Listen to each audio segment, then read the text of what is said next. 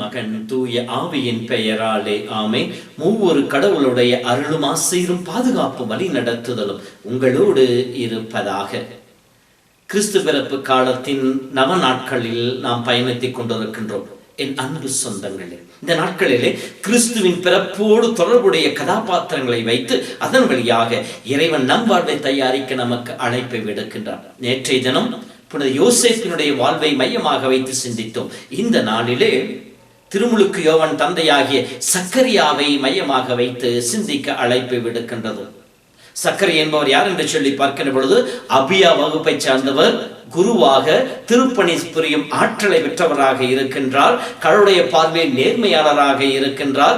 ஆண்டவர் தனக்கு கொடுத்த சட்டங்களை முழுமையாக கடைபிடிப்பவராக இருக்கின்றார். குற்றமற்றவராக தன் வாழ்வில் நடப்பவராக இருக்கின்றார். வயது முதிர்ந்தவராக இருக்கின்றார். நம்பிக்கையில் தளராதவராக இருக்கின்றார். அவருடைய மனைவி எலிசபெத்தோடு சேர்ந்து இடைவிடாமல் கடவுளை மன்றாடுபவராக இருக்கின்றார். இந்த சக்கரையா என்பதனுடைய பெயர் அர்த்தம் என்று சொல்லி பார்க்கின்ற பொழுது, ஆண்டவர் நினைவு கூர்ந்தார் என்பது. ஆண்டவர் நினைவு கூர்ந்தார், சக்கரியாவுடைய நிலையை நினைவு கூர்ந்தார். அவர் குருவாக இருந்தும் எல்லா வசதிகள் இருந்தும் அவருக்கு குழந்தை இல்லை. இந்த குழந்தை வாக்கியம் இல்லை என்பது கடவுளால் சபிக்கப்பட்ட நிலைக்கு ஒன்றானது, கடவுளால் புறக்கணிக்கப்பட்ட நிலைக்கு சமமானது. இப்படி புறக்கணிக்கப்பட்ட நிலையிலே, ஒதுக்கப்பட்ட நிலையிலே மனம் உடைந்து போய் கண்ணீரோடு வாழ்ந்து கொண்டிருந்த சக்கரியா எலிசபெத்தினுடைய அந்த ஜெபத்தை கடவுள் நினைவு கூர்ந்தார். இப்ப நினைவு கூர்ந்த கடவுள் தக்க சமயம் வருகின்ற பொழுது அவருக்கு தன் தூதன் காட்சியின் வழியாக சொல்லுகின்றார், கடவுள் உன் மன்றாட்டுக்கு செவிசாய்த்தார் என்று சொல்லி. அன்பு சொந்தங்களே, இது நமக்கு சொல்லிக் கொடுக்கின்ற முதல் பாடம்.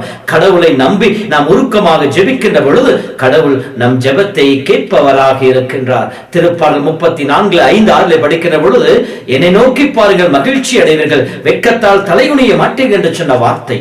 இந்த ஏழை கூவியலைத்தான் ஆண்டவன் குரலுக்கு செவி கொடுத்தார், எல்லா விதமான இக்கட்டுகளிலிருந்தும் அவனுக்கு விடுதலை கொடுத்தார் என்ற வார்த்தையின் பிரகாரமும் இதோ சக்கரியா எலிசபெத்தினுடைய ஜெபத்தை நினைவு கூர்ந்த கடவுள் அவர்களுக்கு பதில் கொடுக்கின்றார். உன் ஜெபம் கேட்கப்பட்டது, உன்னுடைய மன்றாட்டு கடவுளால் செவிசாய்க்கப்பட்டது என்று சொல்லி. உருக்கமாக ஜெபிப்போரின் ஜெபம் ஒருபோதும் புறக்கணிக்கப்படாது. சீராக் புத்தகம் 2:10 படிக்கின்ற பொழுது, அவரை நோக்கி மன்றாடுகிறவர்கள் புறக்கணிக்கப்பட்டவர் யார் என்று சொல்லப்படுகின்றது. யாருடைய ஜெபத்தையும் கடவுள் புறக்கணிப்பதில்லை. நேரிய உள்ளத்தோடு நேரிய மனதோடு நாம் அவருக்கு கீழ்ப்படிந்து நடந்து அவருக்கு பயந்து செயல்படுகின்ற பொழுது நம் ஜெபத்தை கேட்பவராக இருக்கின்றார்.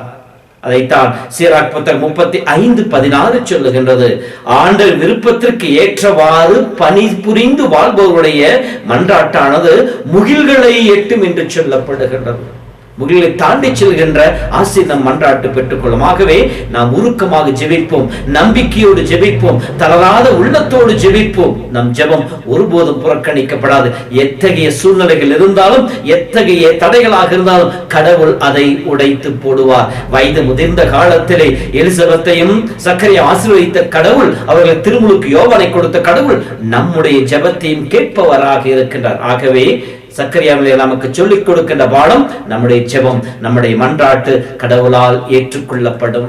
நம் ஜெபத்திற்கு கடவுள் பதில் கொடுப்பவராக இருக்கின்றார். இரண்டாவதாக சக்கரியாவிலே நமக்கு சொல்லிக் கொடுக்கின்ற பாடம், நாம் விசுவாசத்தில் உறுதியாக இருக்க வேண்டும். அவர் குருவாக இருந்தும் பழைய ஏற்பாட்டு 5 புத்தகங்களை முழுமையாக படித்திருந்தும் கூட, ஆபிரகாமுக்கும் சாராவுக்கும் வயது முதிர்ந்த காலத்திலே கடவுள் குழந்தையை கொடுத்தார் என்கின்ற அந்த செய்தி அறிந்திருந்தும் கூட, இவர் உருக்கமாக ஜெபித்த மனிதருக்கு கடவுள் காட்சி கொடுக்கின்ற பொழுது, உனக்கு ஒரு மகன் பிறப்பான் என்று சொல்லுகிற பொழுது அதை அவரால் நம்ப முடியுது. இது எப்படி நிகழும் என்கின்ற கேள்வி அங்கே கேட்கின்றார். நான் சொல்லிய வார்த்தை நம்பாததினாலே என்று சொல்லி கடவுளுடைய தூதர் அவருடைய நாவுகளை கட்டி ஒரு அடையாளம் காட்டுவதாக இருக்கின்றது. நம்முடைய வாழ்விலும் கூட நாம் உருக்கமாக ஜெபிப்போம். நம்முடைய கட்டுகள் நீங்க, நம்முடைய தடைகள் நீங்க, நம் வாழ்விற்குடைய எல்லா விதமான இக்கட்டுகளும் நீங்கி போக வேண்டும் என்பதற்காக, வியாதிகள் வேதனைகள் இறைவன் விடுதலை தர வேண்டும் என்பதற்காக, குடும்ப கஷ்டங்கள் நீங்க வேண்டும் என்பதற்காக உருக்கமாக ஜெபிப்போம். நவநாள் இருந்து ஜெபிப்போம், மன்றாடுவோம், கண்ணீரோடு ஜெபிப்போம். கடவுள் இறை வார்த்தையின் வழியாகவோ இறை மனிதர்கள் வழியாகவோ இந்த செய்தியை கொடுக்கின்ற பொழுது ஒரு சில நேரங்களிலே நாம் தளர்ந்து போய் விடுகின்றோம், நம்பிக்கை இல்லாமல் நின்று கொண்டிருக்கின்றோம். இறை வார்த்தையின் வழியாக இறைவன் சொல்லுகின்ற பொழுது, இது நடக்கும் என்று சொல்லுகின்ற பொழுது முழு உள்ளத்தோடு நம்பிக்கையோடு ஏற்றுக்கொள்வது, இது எப்படி நிகழும், இவர் சொன்னால் நடந்து விடுமாம், இந்த வார்த்தையை படித்தால் நடந்து விடுமாம், இந்த காரியங்களை செய்தால் நடந்து விடுமாம், ஆண்டவர் நோக்கி மன்றாடுகின்ற பொழுது, இந்த சிறு சிறு காரியங்களை செய்கின்ற பொழுது இது என் வாழ்வில் நடந்து விடுமா, எத்தனை சந்தேகங்கள். சக்கரியாவுக்கு இருந்ததை போலதான் நமக்கும். நாம் ஜெபிப்பது ஒன்று விடுகின்றோம், நம் ஜெபம் கேட்கப்படுகின்ற பொழுது அதை ஏற்றுக்கொள்கின்ற அந்த மனநிலை நம்மிடம் இல்லை. சக்கரியாவுக்கு அந்த நிலை இருந்தது, அந்த நம்பிக்கை தளர்வு இருந்தது. எனவே நம்முடைய வாழ்வின் விசுவாசத்தை அலசி பார்ப்போம். என்னுடைய ஜெபம் உண்மையிலேயே அர்த்தமுள்ளதாக மாறுவதற்கு என் வாழ்விலே நான் முழுமையாக ஆண்டவரை நம்புகின்றேனா, ஆண்டவரை எல்லாம் கூடும் என்று சொல்லி ஏற்றுக்கொள்கின்ற சொல்லி நாம் சிந்தித்து பார்ப்போம். ஆகவே அன்பு சொந்தங்களே, சக்கரியாவுடைய நிகழ்வை சிந்தித்து இறை பிறப்பிற்காக தயாரிக்கும் நேரத்திலே நம்முடைய வாழ்விலே நம்முடைய ஜெபம் ஒருபோதும் புறக்கணிக்கப்படாது. நம்முடைய ஜெபம் இறைவனை ஏற்றுக்கொள்ளப்படும். இறைவன் நம் ஜெபத்திற்கு செவிசாய்த்து அருள் புரிவார் என்று நம்புவோம். இரண்டாவதாக, அப்படி கடவுள் செவிசாய்க்கு நம்மை தேடி வருகின்ற பொழுது முழு நம்பிக்கையோடு எல்லாம் என் கடவுளால் ஆகும் என்று சொல்லி அவர் கரங்களை ஒப்பு கொடுப்போம்.